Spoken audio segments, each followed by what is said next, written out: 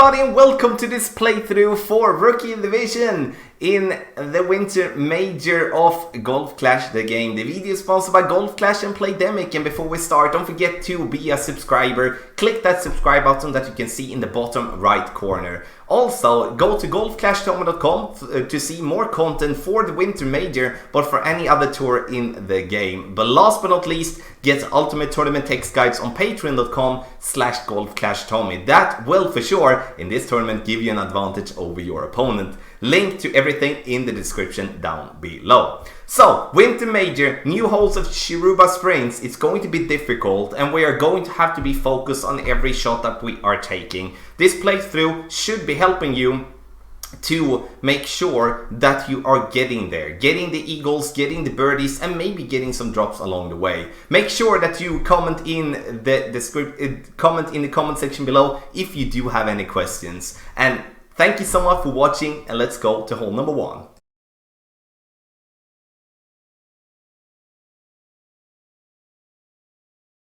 For hole number 1, we're going to use a driver called the extra mile, and the extra mile is going to be used due to that we do need a lot of distance. 4.5 bar topspin and 4.5 bar side spin to the left.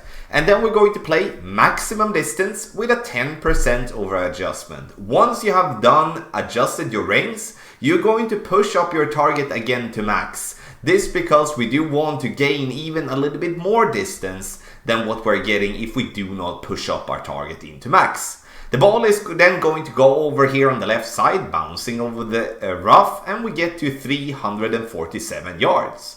For the second shot now, we're going to play this one massively uphill, and this is a route that haven't been suggested before, but it's going to be suggested now.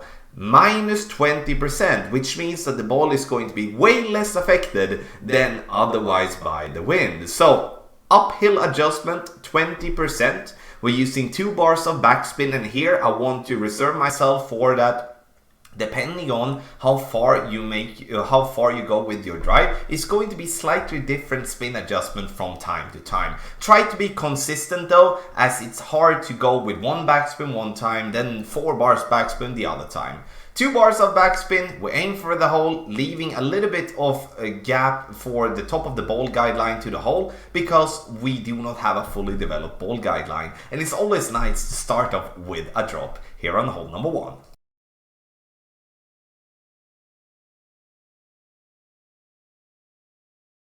For hole number 2, we are going to play with our backbone. Very important, or like not maybe very important, but I think it's a little bit important though, because it gives us a very good accuracy. It also gives us a way better ball guideline than the Goliath. First, I do try to look for the rough bump, and I'm not saying that the rough bump is a no-go. It's just that with a great right, with trying to throw the rough bump, you're going to bounce on the fairway over into the back rough or sand. So the thing that we do is to go 4 bars of backspin, 4.5 bar side spin to the right, and then aim for the hole. Then we adjust maximum distance with a 10% over adjustment. And the thing that's going to happen here now is that we're going to bounce on the fairway. We're going to have a very good distance, but we just missed a little bit to the right. So the thing that we're going to do is that we're going to remove a little bit of side spin to the right. So instead of 4.5 bar side spin, we're going to play with 4 bars of side spin and do the same type of structure as we did here. Very good chance, in my opinion, for an hole-in-one.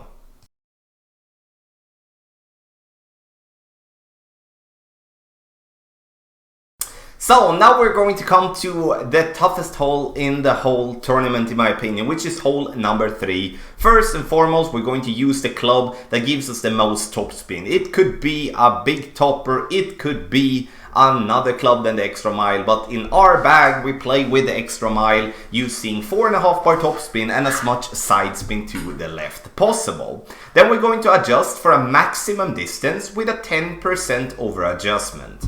Once doing that, we're going to go back and we're going to take our shot without any overpower, any curl whatsoever. The plan here is to get this ball to reach as far as possible and be as close to the right side of that fairway possible as well.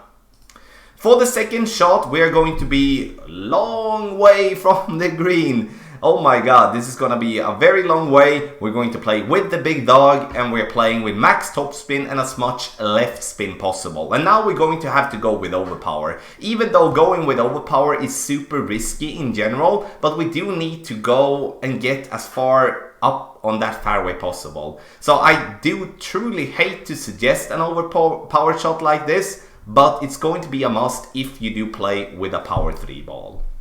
So even though we go with max overpower, we will not be able to reach for the green in 2, which means that I'm going to have to lay up. So as we have been playing the 2 first shot with a 10% over adjustment, now we're going to play with a 10% under adjustment. You don't have to play with the thorn, you can play with a hornet or a runner or whatever short iron that you have, but I would suggest that you do have at least 3 to 4 bars of backspin at least, so you have an easier time adjusting here for the pin. Minimum distance with a 10% under adjustment. So you can see here we're shooting uphill, and every time we shoot uphill the ball is going to be less affected by the wind. There is one way to make it a little bit easier for yourself, that is to play with a power 5 ball from the start, like a berserker ball that you maybe have won in the golden shot, or maybe another power 5 ball that you have bought from in-game purchases. But I don't want to suggest a power 5 ball approach here, as I do know that it's a limited amount of people that do have power 5 balls playing in rookie.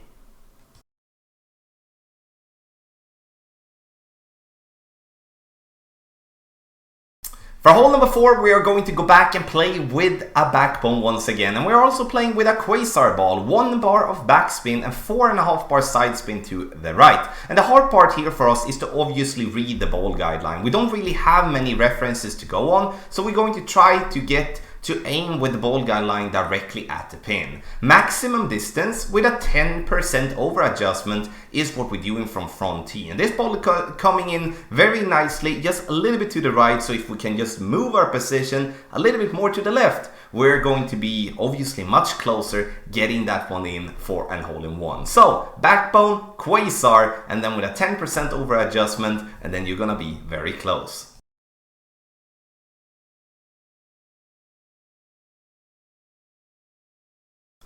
For hole number 5, we are going to look for the drive to go over on the left hand side. This because in this scenario, we do want to kind of play with a power 0 ball. We're spending too many, in my opinion, already power 3 balls, power 2 balls in this tournament. So we're going to play left hand side, play with a mauling ball, which is very common to get from free chest or from pin chest and stuff like that. 4.5 bar top spin, max left spin. We adjust for maximum distance, no elevation, and once we have adjusted for the full adjustment, we push up our target into max. This because we then don't have to go into overpower, and we're also getting a decent distance when it comes to our drive to approach the pin here now for the second shot. Second shot is either going to be played with the Viper or the Sniper. It all depends on what level you have your Sniper in. Sniper level 4 plus, then you play with the Sniper. If you do have Sniper level 3 or below, you play with the Viper. This because the Sniper in a very low level is actually a very crappy club, but once getting to level 4 and above, it's getting much better. Here I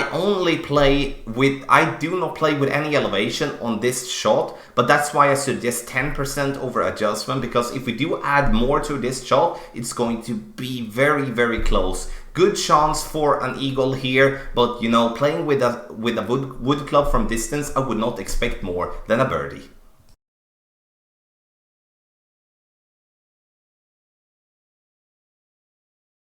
For hole number 6, we're going to do something that we don't do often. That is that we're going to play with a wood club as a driver, or like a wood club from the tee. So now we play with the big dog using, in this case, 6 bars of topspin, and then we're going to aim for the ball to bounce on the fairway over the rough and the sand, trying to gain as much distance possible. You notice there that I've reduced with half a bar of topspin, only playing with 5.5. Still giving, letting myself having the red ring there by the rough line, adjust for a maximum distance plus 10%, so we do compensate for elevation, and then we're going to bounce and try to gain as much distance possible without rolling into the rough. That is very important, because if you roll into the rough, you're dead. You will not be able to reach for the green in 2. Now, second shot, we do need the big dog again. So this is purely a hole that we're playing with Mr. Big Dog. 3 bars topspin and as much side spin to the left possible. And this is going to be a tricky shot. Stretch out your target so you can see the tip of the ball guideline be fairly aligned with the end of the rough if we're looking at going straight at the pin. Then we adjust, which in this case is going to be 1.1 rings. So that is maximum distance without any elevation. Then we're going to have to add overpower, and that's going to be approximately 50% in overpower and max curl left. And the plan here is to bounce on the fairway, over to the other fairway, roll the ball towards the green. Do I look for an albatross here? No, never. I'm looking to just get an eagle. So 2 things will happen after the second shot. Either you clip the rough with the second bounce and you roll out having a very short wedge towards the pin, or you land it on green, or like you bounce over the rough, roll it towards the green and having an easy putt for an eagle. Nonetheless, super tough par 5, so be very focused when playing this one in the tournament.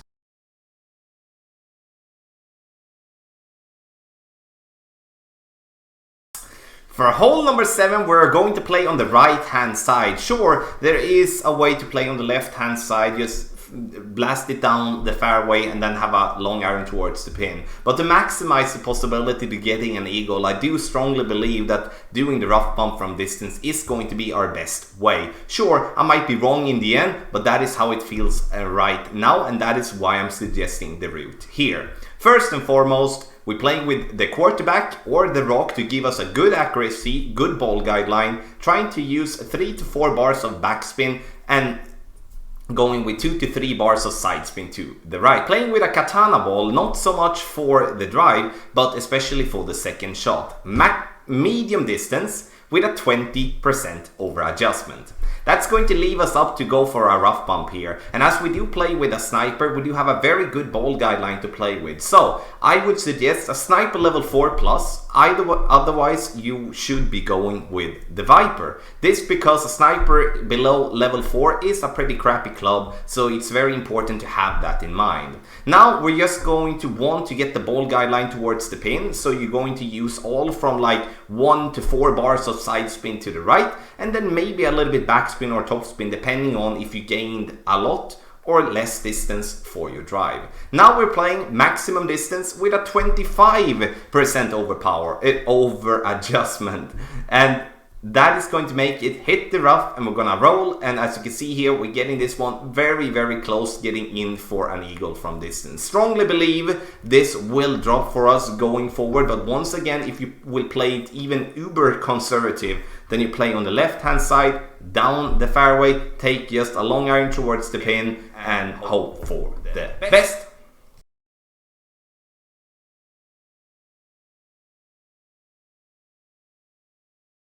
For hole number 8, we're going to go back to play with the backbone here once again, as we're doing on all the par 3s in this tournament.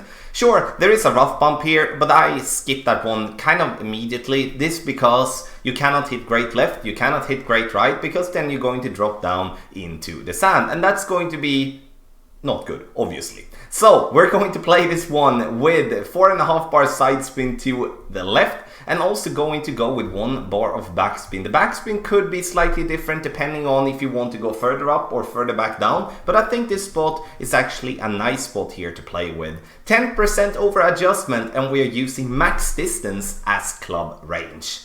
And the ball here, we're gonna travel in the air, bouncing on the fairway, coming in here to the left, and as you can see, it's not a bad shot. We're getting it a little bit too much to the right, and that will be our problem with this shot, as once again, we don't have a sniper ball guideline to rely on. So we do have the backbone and have to try to eyeball that one to go straight at the pin, which we didn't do in this scenario. Decent chance for an only one, but I do feel this is probably the hardest one of the par 3s for us playing from front tee.